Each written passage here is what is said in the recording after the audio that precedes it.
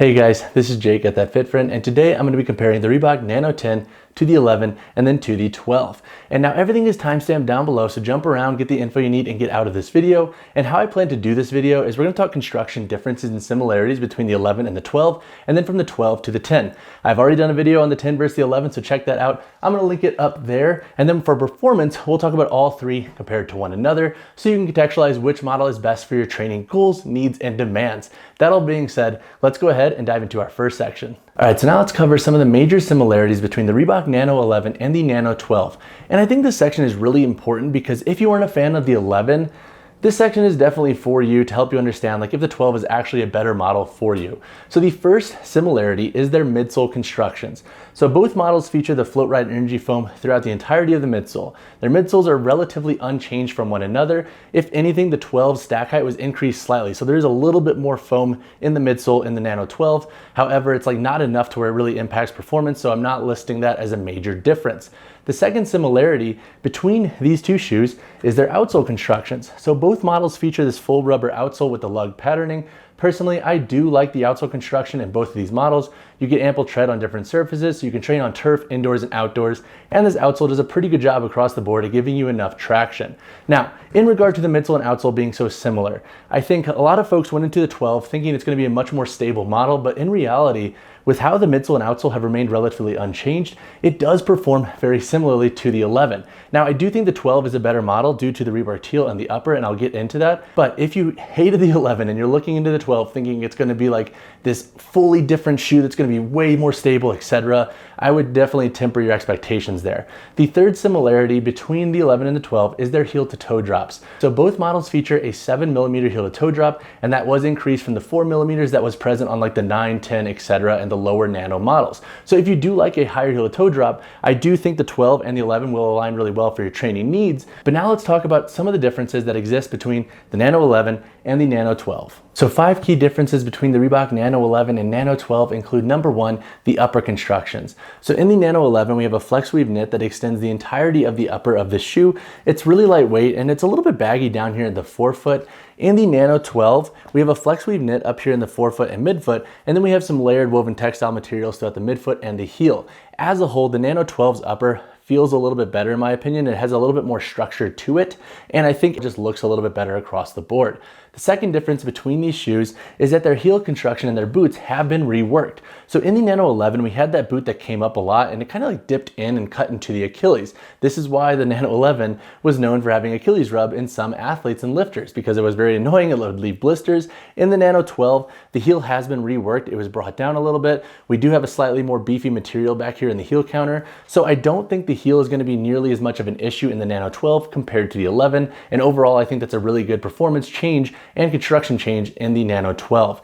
The third difference is that the heel clips have been reworked. So in the Nano 11, we have a heel clip that more so extended into the boot back here, and as a whole, it provided some structure, but not a ton of support, especially through the midfoot. In the Nano 12, the heel clip comes up a little bit higher earlier on, so it hits more so at the base of the heel or right at the end of the midfoot versus back fully on the heel. And personally, I like this because it provides this shoe with a little bit more midfoot support compared to the 11, and this heel clip is a little bit more rigid in comparison to the 11's clip. The fourth difference is the toe spring in each shoe. So in the 11, we had a little bit more toe spring compared to the 12. The 12 still has a little bit, but not to the same degree as the 11. Like as you can see, we do have some good toe spring here in the 11, and that was a gripe for some lifters and athletes in this model. The fifth difference is their price points. So in the Nano 12, we did get a slight price increase to $135 USD compared to $130 in the Nano 11. Now, is that price point worth it? I think it personally is, especially if you did kind of like the Nano 11 and how it performed.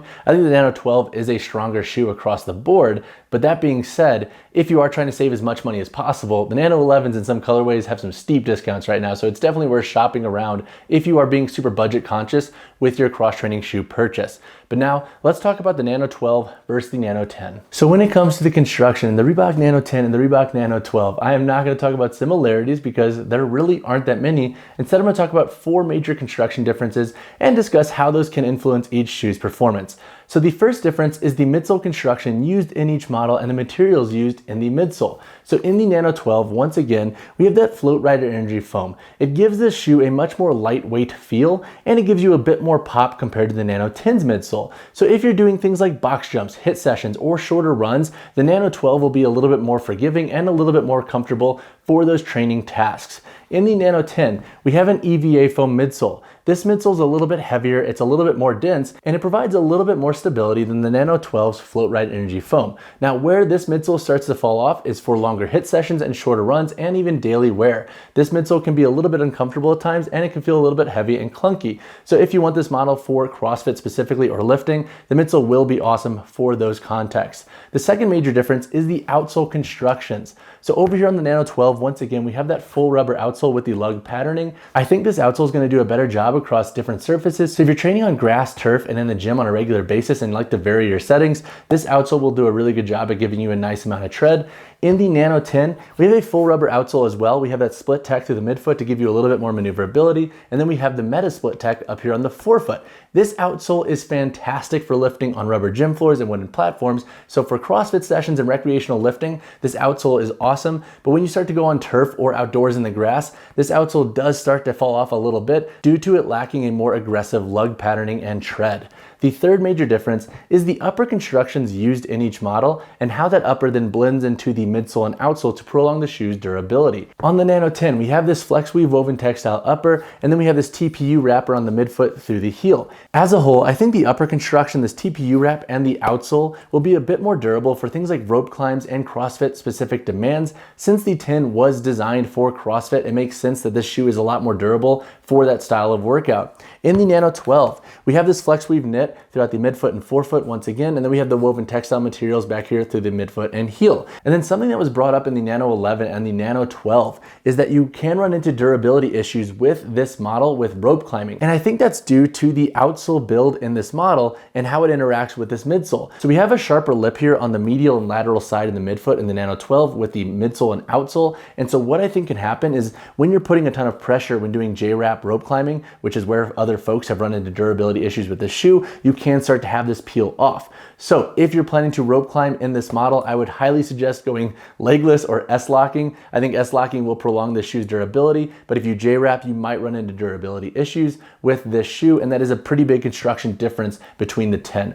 The fourth major difference is the heel to toe drop. In the Reebok Nano 12, we have a 7mm drop, whereas in the Nano 10, we have a 4mm drop. Both drops I think are solid. It just really depends on your preferences for drops. If you like training with a lower drop, then obviously go for the Nano 10 or a shoe with a drop similar to its 4mm. And if you like a higher drop, then I think you'll like the Nano 12.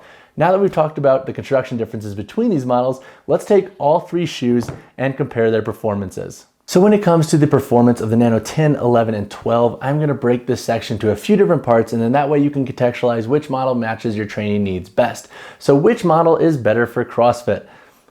Hands down, we got to go Nano 10 on this one. You're going to get way better durability with this shoe. It has a little bit less toe spring and the stability is phenomenal across the board. So if you want a shoe primarily for CrossFit workouts, I would suggest going for the Reebok Nano 10 if you're interested in one of these three models. The Nano 11 and Nano 12 can technically work for some casual CrossFit workouts, but as mentioned in the construction section of the 12 versus the 10, some lifters and athletes run into durability issues with this shoe's sole construction when doing J-wrap rope climbs. So just something to keep in mind with the 12 and 11 if you plan to invest in them for your CrossFit workouts. So now which model is the better pick for lifting? So I'm gonna go with either the 12 or the 10. If you're somebody who just plans to lift in your shoes, the 10 is gonna be an awesome option, has a slightly lower heel to toe drop, so if you like a lower drop, that's gonna fit really well into your needs, and the midsole is super stable across the board.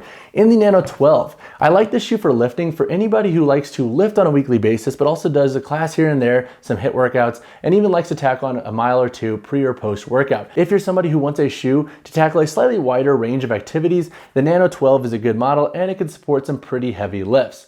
Now, which model is better for versatile training? So let's say you're looking into a shoe for primarily HIIT workouts, classes, or athletic focused work. Which model is going to be best? I'm gonna take the 11 or 12 here. And now if I had to pick a top model, I would go with the 12. The reason being is with the 11, with the boot construction, some folks might run into Achilles rub, especially with a lot of HIIT workouts or anything where you're gonna be jumping a lot, to where you're gonna be putting a lot of stress into the boot and to the Achilles. This model might get a little bit more uncomfortable than the 12, which is gonna have a better boot construction, and I like the upper as a whole. Plus you get a little bit more midfoot support in the 12 for that style of training. Now, which model is best for shorter runs? In this context, I'm gonna go with the Nano 12. And that's because even though it is similar to the 11 in regard to its midsole and outsole, this shoe once again has a better upper construction, and with the reworked boot, you're not gonna have as much rub. In the Nano 11, you may run into some rub issues just due to the repetitive foot striking nature of taking this heel and putting it into the Achilles. Our last section is which model is best for daily wear, standing, and walking. For this context, the 11 and 12 are both good options to look into. The 12 is gonna take my top spot here because you do get a little bit more midfoot support in this model. And as a whole, I do think it's a pretty good shoe for longer walks, standing, and just all day wear. It looks pretty good. It doesn't beat your feet up, and it's pretty dang comfortable. The Nano 11 is also an okay option to look into, but I think if you have the means to invest in either of these shoes, I would say just go with the 12 because I think it's a stronger model compared to the 11. But again, if you're trying to save as much money as possible, the 11, they do have some good sales right now, and I think it will work for longer walks, standing, and just daily wear. So when it comes to sizing and fit differences between the 10, 11, and 12, the 12 and 11 have similar forefoot and midfoot widths, whereas the Nano 11 has a slightly more narrow midfoot compared to these two models. In the Nano 10, most lifters and athletes should be safe going true to size. In the 11 and 12, they have similar lengths, but the 12 is slightly wider. So a lot of folks have been saying size down a half size in the 12. That being said, with these similar lengths in the 11 and 12, what I would suggest is that if you have a notably narrow foot or even a neutral foot width and you like a snug fit, going down a half size in both of these models could be a safe call for you. And then if you have a neutral width foot but like having a little bit more length at the end of your toe box, or if you have a wider foot, then you should be safe going true to size in the 11 and 12. All right, so in chatting on the heel to toe drop, weight, and insole between the Nano 10, 11, and 12, in the Nano 10, we have a weight of 14.45 ounces. We have a removable insole, and the heel to toe drop in this model is once again 4 millimeters. In the Reebok Nano 11, for my size 10 model here, we have a weight of 11.55 ounces. This model also features a removable insole, and the heel to toe drop in this shoe is 7 millimeters. In the Reebok Nano 12, for my size 10 shoe, we have a weight of 11.6 ounces, so it's very similar to the Nano 11. This model also features a 7 millimeter heel to toe drop, and it has a removable insole. All right, so now let's go over some construction differences between the 12, 11, and 10. So up here on the toe, we have an extended outsole layer that wraps up on all of these shoes. I like that for performance and durability reasons. And then looking at the upper constructions, we have a flex weave knit once again in the 12 with some woven textile materials back here through the midfoot and heel. In the Nano 11, we have a flex weave knit throughout the entirety of the shoe. And then in the 10, we have a flex weave woven textile upper, which is somewhat similar to the midfoot and heel construction in the 12. Looking at the midfoot constructions in each model, we have 1, 2, 3, 4, 5 core eyelets that wrap up in the Nano 10. And then on the Nano 11, we have 6 core eyelets with a 7th back here for lace lock. And then we have 6 core eyelets on the 12 with a 7th back here for lace lock. So the midfoot constructions are somewhat similar in the 11 and 12. However, I do like the midfoot in the 12 a little bit better because it doesn't have this overlap down here when you tighten them up all the way. Looking at the midsole constructions, in the Nano 12 and 11, we once again have the Float Red Energy Foam midsoles. So as you can see, the midsole construction and build in both of these models is very similar. In the Nano 10, we have that EVA foam midsole, and then we have that TPU wrap here that protects the midsole throughout the midfoot and heel. And then looking at the outsole in the Nano 10, we have a full rubber outsole here. We have a split tech here to give the shoe's midfoot a little bit more maneuverability, and then we have some meta split features up here in the forefoot. And then looking at the 12 and 11, we have a full rubber outsole on each model with a lug patterning. So as you can see, the outsole is pretty similar in both models. When it comes to toe spring, this is something that was really interesting to see the differences on. The Nano 11 has the most toe spring out of all the shoes up here, whereas the 12 and 11, they're pretty minimal at that. There is a little bit more on the 12, but overall they are both pretty minimal. And I'm happy Reebok fixed this in the Nano 12. Looking at the boot constructions, the boot comes up fairly high on the 11 and the 10. However, with the padded heel counter in the 10, not a lot of folks had Achilles issues with the 10, and if anything, they had heel slip issues. So that was a problem that some folks had with the 10's boot. In the Nano 11, we had that boot that came up a little bit more. As you can see, it kind of concaves in towards the top, whereas in the 12, it was brought down a little bit, and we have a little bit more padding here on the heel counter on the internal portion of the shoe. In the Nano 12 and 11, we have heel clips once again. In the Nano 11, the heel clip comes back more towards the back of the heel, whereas in the 12, that heel clip comes up more towards the front of the heel and towards the back of the midfoot. This gives this shoe a little bit more structured midfoot support, and the heel clip in the 12 is a little bit more rigid compared to the 11. Looking at the insoles, once again, all these shoes feature removable insoles, and then as a whole, that's pretty much the gist and I think the biggest construction callouts for each of these shoes. If you have any additional questions on these models' constructions, hit me in the comments below. All right guys, that wraps up this comparison between the Reebok Nano 10, 11, and 12. Hopefully this video was able to answer some questions that you might have had about these shoes and how they compare to one another with their construction and their performance. If you have any additional questions about any of the models up here, drop a comment down below or reach out to me personally, whichever you prefer. And as always guys, drop a like on the video, subscribe to the channel. I will see you in the next one.